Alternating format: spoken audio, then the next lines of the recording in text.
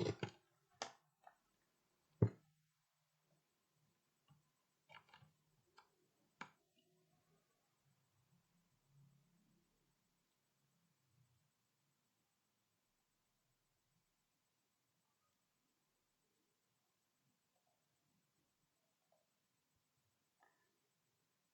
shalom. Selamat malam. Berjumpa lagi di malam hari ini. Ya, nama saya malam hari ini adalah saya menolak diksi mayoritas. Malam hari ini berkaitan dengan topik yang akan saya sampaikan malam hari ini buat kita semua para netizen. Ya, jadi diksi malam hari ini adalah standar ganda pemerintah dalam penerapan equality before the law. Nah, kita akan lihat case-nya, kemudian kita akan membahas standar ganda pemerintah dalam penerapan equality before the law for the whole people in Indonesia. Nah, kita akan lihat di sini saya akan share screen bagi kita. Oke. Di sini kita melihat bahwa pemerintah melarang pemerintah diminta lacak situs indonesia.faithfreedom.org. Ya, mengapa? Karena memang situs ini kita lihat di dalam berita bahwa website tersebut memuat sejumlah artikel dan diskusi yang menyerang keyakinan umat Islam, seperti soal seks dalam Islam, secara Nabi Muhammad, dan ayat-ayat Quran yang ditafsirkan secara serampangan. Ya, jadi ini salah satu alasan website ini ditutup oleh pemerintah, diblokir oleh pemerintah. Beberapa mesin search engine itu juga tidak bisa mengakses situs tersebut, tetapi ada beberapa cara untuk dapat mengakses situs-situs tersebut. Nah, ini yang menjadi alasan mengapa situs-situs tersebut diblokir, yaitu website tersebut memuat sejumlah artikel dan diskusi yang menyerang keyakinan umat Islam.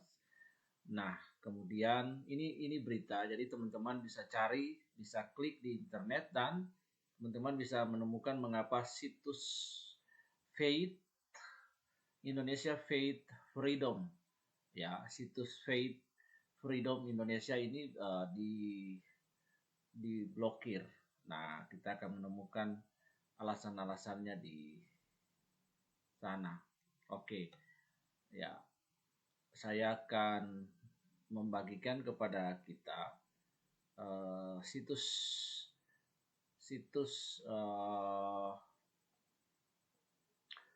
Faith Freedom. Oke. Ya, ini situs yang diblokir dan dilarang bukan karena hal yang berkaitan dengan pornografi, tidak, tetapi bagaimana di dalam situs ini ada apologi. Tetapi kita melihat bahwa di sini kita melihat, nah, kita dapat melihat, teman-teman dapat membaca. Nah, ini salah satu situs di mana seorang murtadin yang bernama Ali Sina, setelah dia bertobat dan percaya kepada Yeshua HaMasiah, Yesus Kristus, dia kemudian melakukan apologetika dengan mendirikan situs ini. Nah, pemerintah akhirnya membanet situs ini.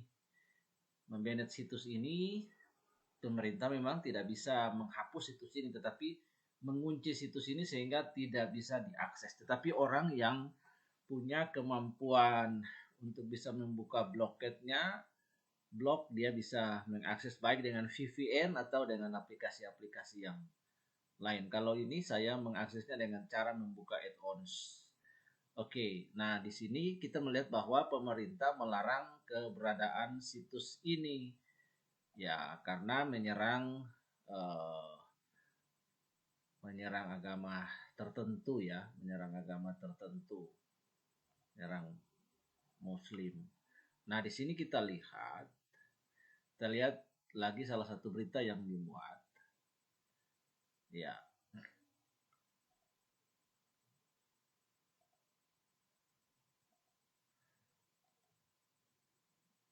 ya,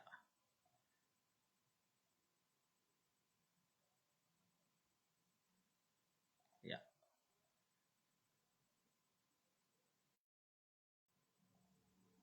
ya. Ini kita lihat di sini itu heboh, ya.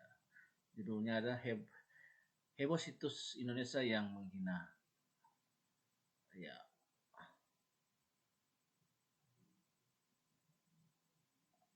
ya. Nah ini dia,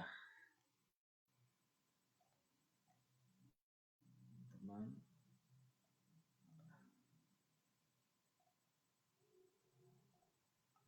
Nah, bisa lihat situs ini ya. Nah ini, oke, kita kembali lagi. Ya, menurut situs ini, menurut pemerintah situs ini menghina. Tetapi uh, kita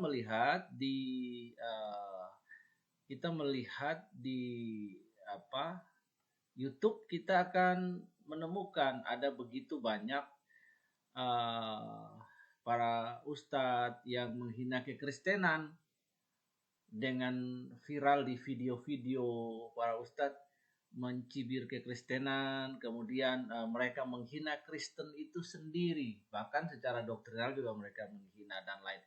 Tetapi pemerintah tidak jujur, tidak adil, bahkan dalam penerapan equality before the law itu dalam penerapannya timpang sebelah. Kalau mereka mengunci, kalau mereka mengunci situs Indonesia faithfreedom.org, maka mereka juga harus mengunci dan memblok akun-akun yang ustadz-ustadz yang menghina kekristenan itu sendiri dalam tausiah-tausiah dalam khotbah, sehingga penerapan equality before the law itu dapat diterapkan dengan baik. Tetapi ya memang situasi politik di Indonesia, karena itu saya pribadi menolak diksi yang selama ini dikumandangkan, yaitu bahwa minoritas mayoritas.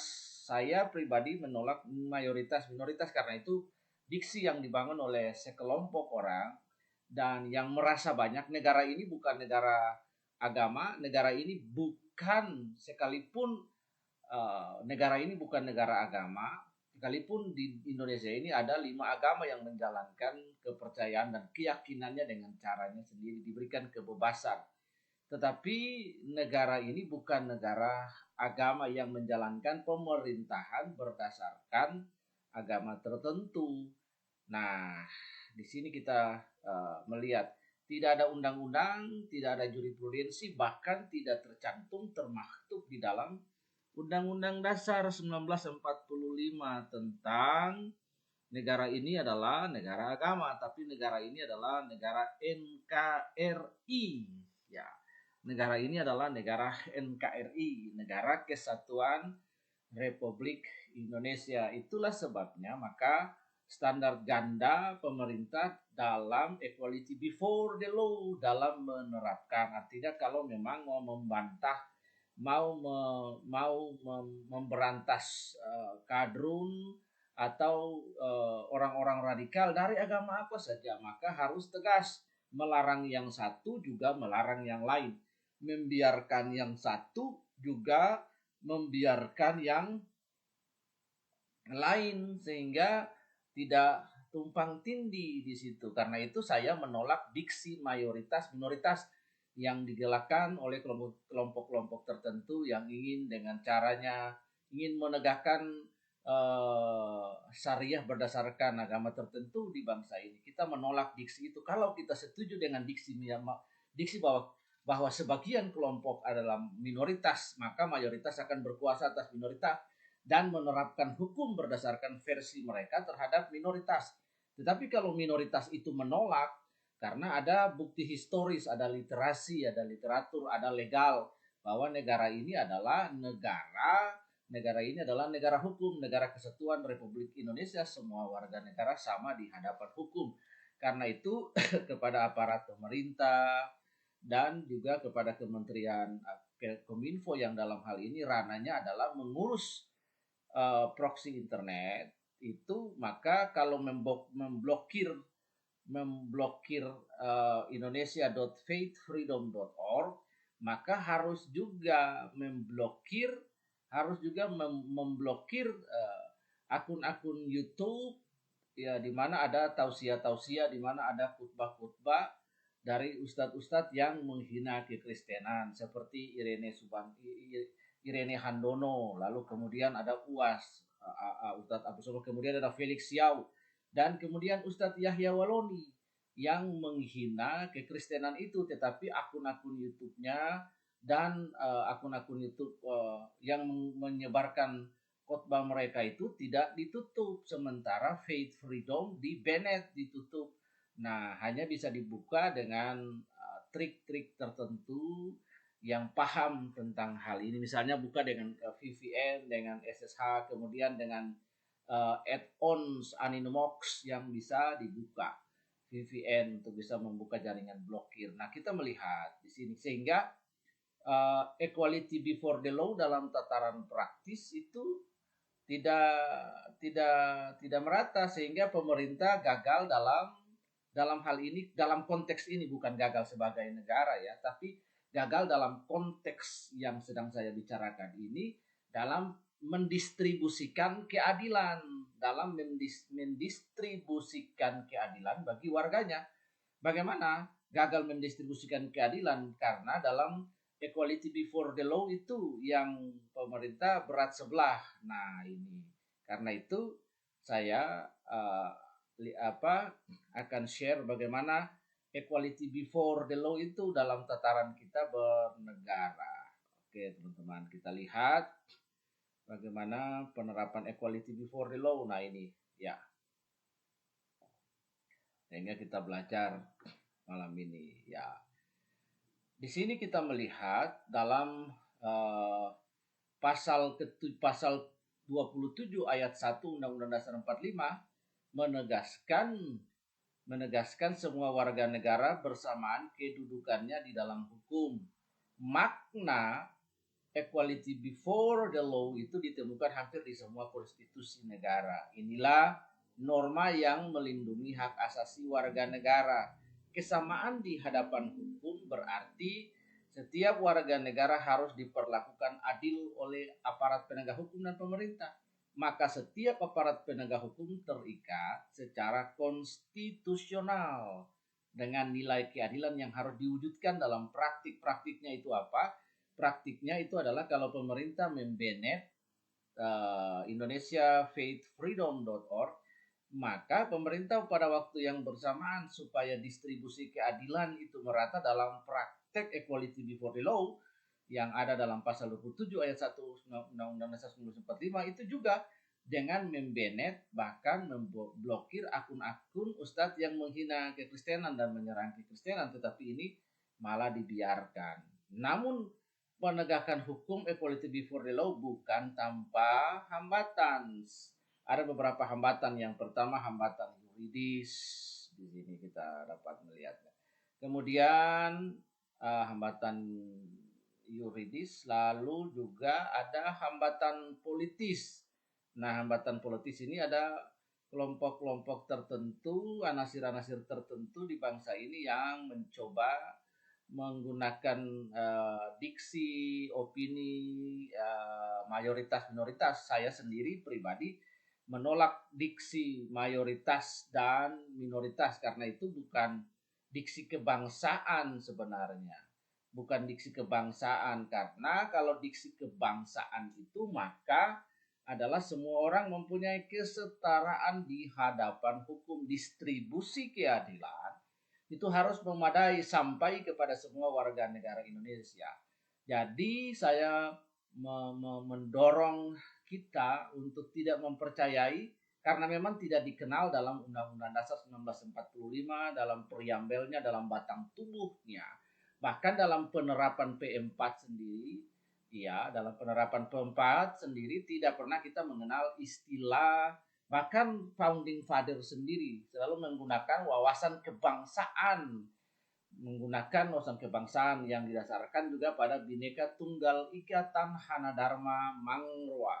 Ini bahkan dari sejak zaman Majapahit, Bhinneka Tunggal Ika yang diambil dari kitab kalau saya tidak salah dari Negara Kartama atau Sutasoma, itu diaplikasikan dalam pemerintahan Raja Hayamuruk, yang dimana Majapahit pada masa keemasan dipimpin oleh Raja Hayamuruk dan Patih Gajah Mada. Nah, di sini kita melihat bahwa secara pribadi sebagai seorang rohaniawan, saya menolak dengan tegas, karena saya tidak menemukan hal itu dalam Undang-Undang Dasar 45, dalam preambel, dalam batang tubuhnya, dalam penjabaran butir-butir Pancasila. Saya tidak pernah disebutkan tentang mayoritas dan minoritas. Ya, this state, this nation is not built with religion foundation, tapi tidak dibangun berdasarkan dasar agama, ya, tapi dasar nasionalis, dasar kebangsaan, ya. Karena itu wawasan kebangsaan kita adalah wawasan Bhinneka Tunggal Ika dan Pancasila. Nah, kemudian ada hambatan sosiologis dan hambatan psikologis. Dua hambatan politis dan yuridis inilah yang sering bermain dalam ranah ini, sehingga distribusi keadilan itu tidak memadai. Yang berikut kita melihat di sini dasar dan konsep equality before the law dalam peradilan hukum di Indonesia.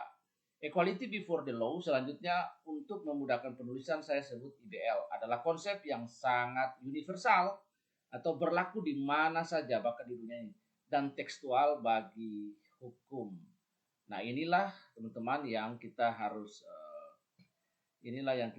lihat supaya kita punya pemahaman mengapa pemerintah membanet, dalam hal ini Kemeninfo membanet situs faithfreedom.org, tetapi pada sisi yang lain membiarkan akun-akun Facebook yang kemudian akun-akun YouTube yang kemudian menghina kekristenan, memaki kekristenan, bahkan mengancam kekristenan, pemenggalan kepala dan lain sebagainya. Nah, karena alasannya kalau situs Faith Freedom dibiarkan akan merusak, menghina agama tertentu dan lain, menghancurkan kebangsaan. Padahal akun-akun abal-abal itu ustadz-ustadz juga yang menghina kekristenan, mengancam membunuh pendeta, kemudian darah pendeta halal, kemudian menghina kekristenan, menyerang kekristenan, dibiarkan oleh Kemeninfo. Akun-akun itu bukan akun resmi, tetapi dipakai lalu menyebarkan video-video provokasi, video-video pengancaman, ancaman pembunuhan terhadap pendeta, bahwa darah pendeta halal, boleh dipancung, boleh dibunuh, dan lain sebagainya. Nah, dalam hal ini Kemeninfo tidak berdiri pada IBL, Equality Before the Law, dalam distribusi keadilan yang memadai bagi seluruh rakyat Indonesia, sama di hadapan hukum. Jadi kalau pemerintah, dalam hal ini Kemeninfo, melarang dan membanet situs Indonesia faithfreedom.org, maka pada saat yang bersamaan juga harus melakukan equality before the law supaya distribusi keadilan itu merata, dengan juga membanet akun-akun YouTube ustadz-ustadz yang menyerang kekristenan. Nah, ini supaya jangan berat sebelah, jangan timpang. Nah, itulah yang sebab ini salah satu alasan psikologis di mana penerapan equality before the law terkendala karena alasan politis tadi, alasan yuridis, alasan politik, psikologis, sosiologis, dan lain sebagainya. Ya, di sini jadi sampai di sini ya.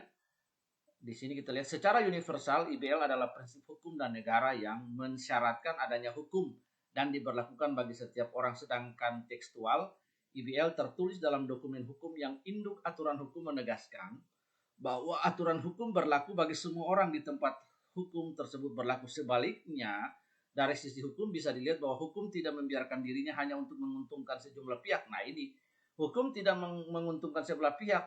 Dalam hal ini, Kemeninfo sudah berat sebelah menggenet indonesia.faithfreedom.org, tapi di sebelah sisi membiarkan khotbah-khotbah dan ceramah-ceramah yang menyerang kekristenan seperti Felix Yau, Yahya Waloni, Ustadz Kainama dan lain sebagainya itu dibiarkan saja.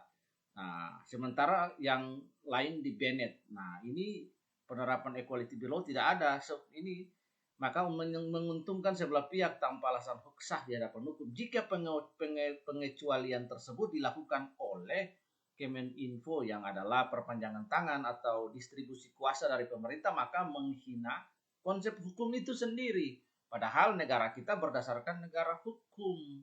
Iya. Oke, yang berikut kita akan melihat setiap negara atau otoritas mendasarkan kekuasaan ini dan kekuasaan dan pengaturannya berdasarkan hukum. Indonesia bisa dilihat pada pasal 1 ayat 3 UUD 45 menyatakan bahwa negara Indonesia adalah negara hukum. Nah, kedua, negara tersebut harus berlaku bagi setiap orang, bukan sekedar warga negara.